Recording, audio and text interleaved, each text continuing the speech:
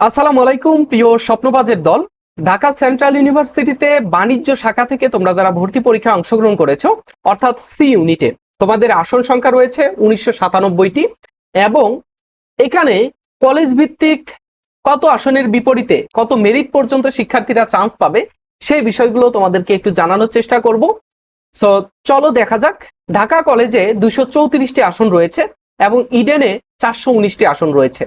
তো এখন আমাদের চিন্তা করতে হবে যে এখানে ঢাকা কলেজে শুধু ছেলেরা ভর্তি হওয়ার সুযোগ পাবে, ইডেনে শুধু মেয়েরা ভর্তি হওয়ার সুযোগ পাবে।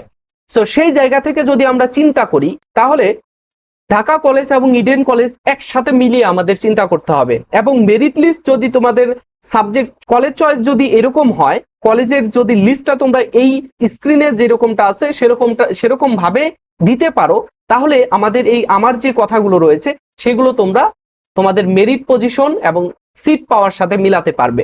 ঠিক আছে, ওকে। 234 এবং 400 এর সাথে যদি আমরা অ্যাড করি তাহলে 650 মতো শিক্ষার্থী এখানে ভর্তি হওয়ার সুযোগ পাবে।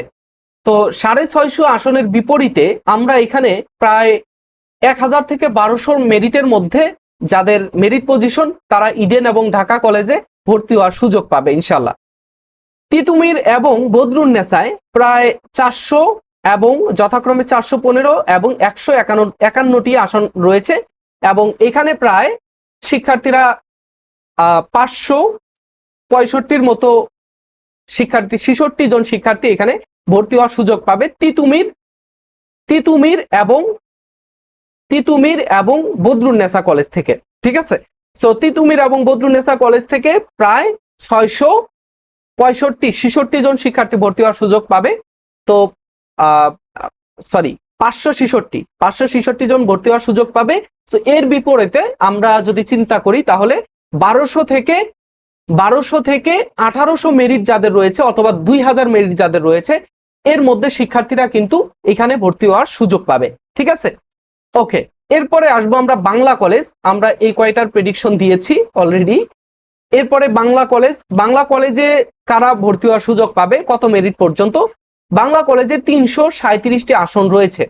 সো এখানে যাদের মেরিট 2500-র মধ্যে রয়েছে তারা কিন্তু অর্থাৎ 2000 থেকে 2500, শুধু 1 থেকে 2500 নয়, 2000 থেকে 2500 মেরিটের মধ্যে যাদের মেরিট পজিশন রয়েছে তোমরা বাংলা কলেজে ভর্তি হওয়ার সুযোগ পাবে। ঠিক আছে, আচ্ছা। এরপরে সোহরাওয়ার্দী এবং কবি নজরুল দুইটাকে আমাদের একসাথে কল্পনা করতে হবে।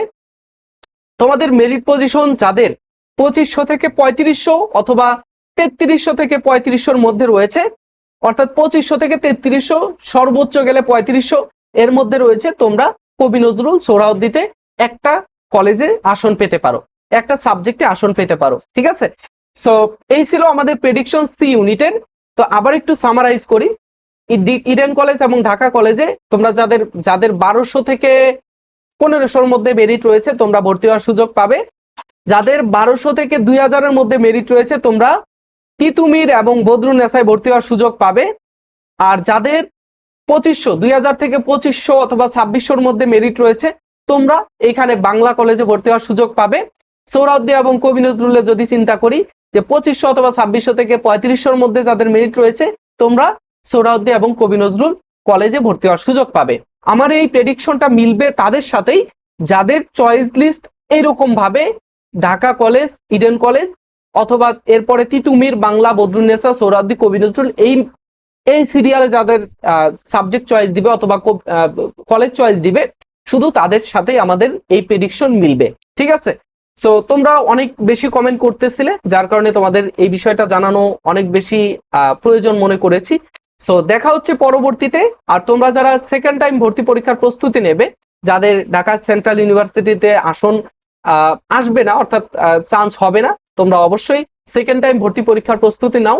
ইনশাল্লাহ পরবর্তীতে জাহাঙ্গীরনগর, রাজশাহী, চট্টগ্রাম, খুলনা এবং গুচ্ছের মধ্যে ভালো ভালো বিশ্ববিদ্যালয় রয়েছে, সেগুলোতে ভর্তি হওয়ার সুযোগ পাবে ইনশাল্লাহ। সো দেখা হচ্ছে পরবর্তীতে ফারুক একাডেমি লেভেল আপ স্কুলে। কমেন্টে জানাও কোন বিষয়ে তোমরা জানতে চাও, ইনশাল্লাহ সেই বিষয়গুলো নিয়ে তোমাদের জানানোর চেষ্টা করব। তো দেখা হচ্ছে পরবর্তীতে। আল্লাহ হাফেজ, আসসালামু আলাইকুম।